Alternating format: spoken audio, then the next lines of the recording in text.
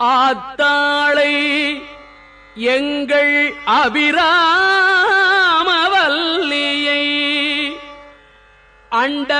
அண்டமெல்லாம் பூத்தாளை மாதுளம்பூ நிறத்தாளை